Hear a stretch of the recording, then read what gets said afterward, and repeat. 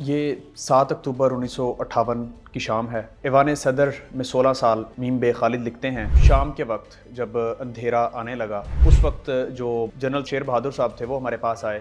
انہوں نے brief case ایک اٹھایا ہوا تھا، اس میں سے کچھ پوائنٹس نکالے اور ہمیں کہا کہ اس کو رائٹ کر دیں۔ میرے ساتھ وہ کہتے ہیں کہ جی سکندر مرزا کا پرسنل سیکرٹری نصرت بھی موجود تھا اور ہم نے وہ پیپرز کو لکھنا شروع کر دیا۔ ہمارے سامنے سکندر مرزا دوسری سائڈ پہ ٹیرس پہ موجود تھے اور سگریٹ ان کے منہ میں تھا اور وہ بڑی بے چینی کے عالم میں ٹہل رہے تھے۔ اسی دوران ان کا ایک خدمتگار ٹرے پکڑے وسکی لایا تو سکندر مرزا نے اس کو ہاتھ کے اشارے سے روک دیا، وہ واپس چلا گیا۔ سکندر مرزا بڑی دیر ٹہلتے رہے اور بے چینی کا عالم بڑھتا رہا۔ خالد صاحب لکھتے ہیں کہ ہم نے وہ رائٹ کیا اور رائٹ کرتے ہوئے چونکہ دیر ہو رہی تھی تو میں نے سوچا کہ اپنے گھر فون کر دوں، اہلیہ کو بتا دوں، تو جیسے ریسیور کو اٹھایا تو فوراً شیر بہادر صاحب نے مجھے روک دیا۔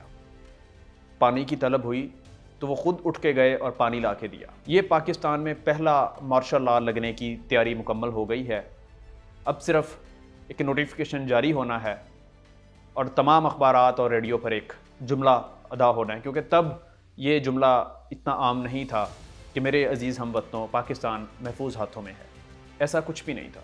تو صرف ایک نوٹیفیکیشن جاری ہونا تھا اور پورے ملک میں مارشل لاء نافذ ہو جانا تھا، پاکستان کا پہلا مارشل لاء۔ اور وہ جو ایک میٹنگ ہو رہی ہے جس میں خالد صاحب بیٹھے ہیں، اسکندر مرزا کا سیکرٹری نصرت بیٹھا ہے، شیر بہادر صاحب بیٹھے ہیں، تو وہ تقریباً کوئی رات 9:30 بجے ختم ہوئی۔ اس کے بعد وہ ان کو اٹھا کے کمرے میں لے گئے، وہیں پر اسکندر مرزا بھی آئے اور قریباً کوئی 10 ساڑھے 10 بجے تک سنسنی کا ماحول رہا۔ اس کے بعد جنرل ایوب خان کمرے میں داخل ہوئے۔ اسکندر مرزا نے فوراً ان کو دیکھا اور ایوب خان نے کہا every thing is okay, mission complete, یہ مارشل لاء نافذ ہو گیا ہے۔ فوراً کہے لگنے شروع ہو گئے اور اسکندر مرزا نے اشارہ کیا تو خدمتگار ٹرے میں وسکی سوڈا لایا اور وہ سب پینے لگے۔ اس میں خالد صاحب لکھتے ہیں اور نصرت کا اپنا کہتے ہیں کہ جی ہم نے اپنے لیے جوس منگوا لیا۔ پاکستان میں پہلا مارشل لاء لگ گیا۔ 7 اکتوبر 1958، 7 اور 8 کی درمیانی شب ہے۔ پاکستان میں پہلا مارشل لاء بہت ساری چیزوں کی اہمیت کا حامل ہے، لیکن بہرحال یہ بھی ایک سچ ہے کہ پاکستان میں جنہوں نے مارشل لاء لگایا، جنہوں نے ساتھ دیا اور وہ تمام لوگ جو اعلی کار بنے، ان کی تاریخ ہمیشہ ایک متنازع کردار کے طور پر یاد رکھی جائے گی۔ اسکندر مرزا کو لے لیجئے تو اسکندر مرزا کوئی عام شخصیت نہیں تھے۔ اسکندر مرزا میر جعفر کے پڑپوتے تھے اور میر جعفر وہی جس نے جنگ پلاسی میں انگریز کے خلاف لڑنے والے سراج الدولہ کی پیٹھ میں چھرا گھونپا تھا، اور سراج الدولہ جو بنگال کے حکمران تھے ان کو شکست دلوانے میں اہم کلیدی کردار ادا کیا تھا میر جعفر نے۔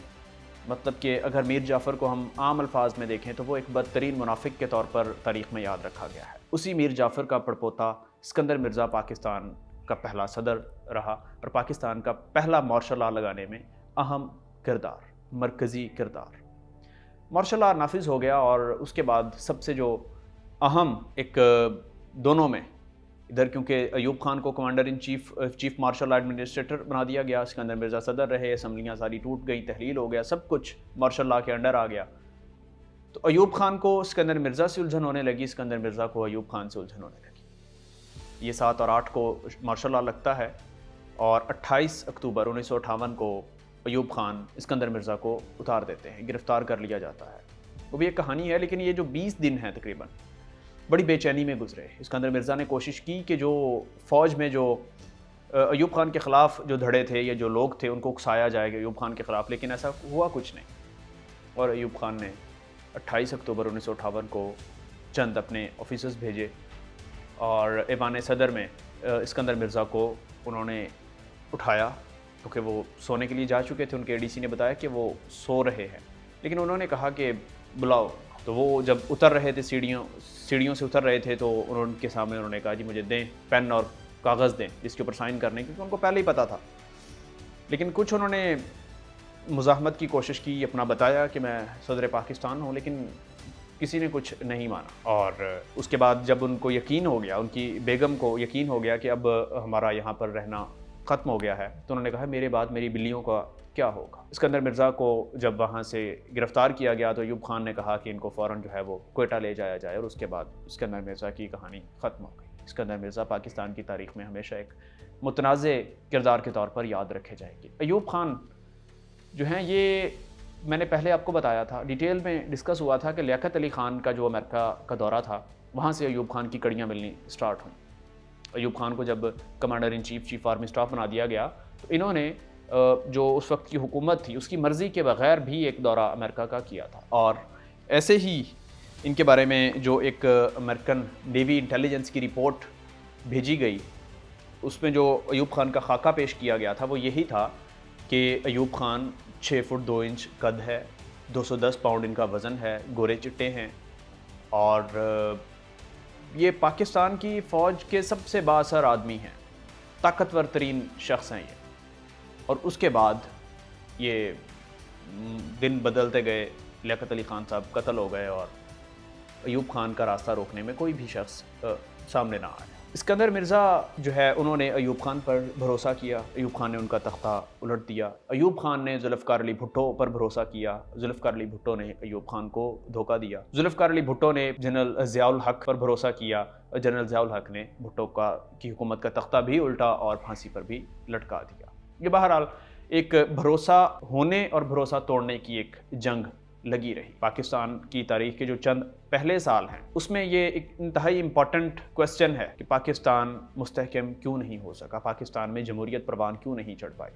تو اس کی تمام وجوہات یہ چیزیں ہیں کہ سول اور ملٹری بیوروکریسی نے جو آپس میں مفادات کی جنگ میں پاکستان کو بڑھنے پھولنے نہ دیا، اور اس میں یہ ساری چیزیں ہوئیں۔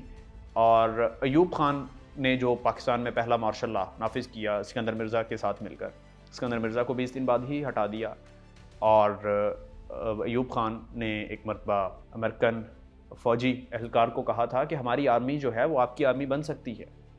تو یہاں سے آپ اندازہ لگائیں کہ پاکستان میں فوجی قیادت اس وقت کی کتنی با اثر اور طاقتور تھی کہ انہوں نے حکومت پاکستان کی مرضی کے بغیر امریکہ کا دورہ کیا اور وہاں پر ساری چیزیں ہوئیں۔